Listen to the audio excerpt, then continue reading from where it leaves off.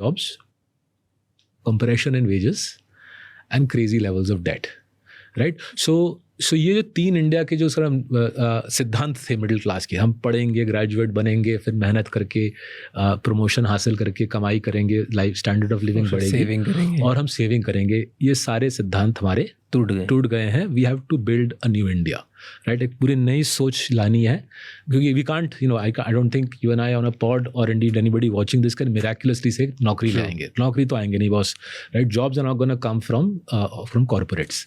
So we have to earn a living. काम बहुत है इंडिया में, लेकिन नौकरी नहीं है, right? So the difference between work and employment वो बहुत शार्प हो रहा है. तो इंडिया में जो समझ रहा है कि काम बहुत है, भले ही वो डॉग वॉकर बन रहा है, राइट? मेरे बिल्डिंग में दो यंगस्टर्स डॉग वॉकिंग करते हैं.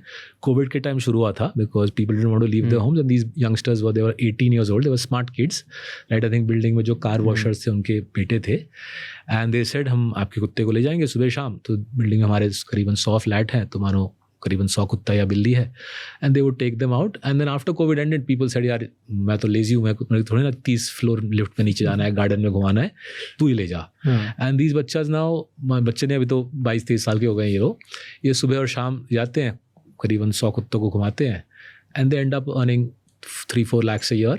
एंड बाकी टाइम दिन में मैं देखता हूँ पार्क में बैठे बैठे अपने स्मार्टफोन पे खेलते हैं, राइट? बिकॉज दिन के टाइम बीच middle of the day dog doesn't need to be taken out. So that's an example of there was no advertisement given that dog walking, please apply, right? These kids were young, they were smart, they realized that there is work to be done, and they jumped in and created something.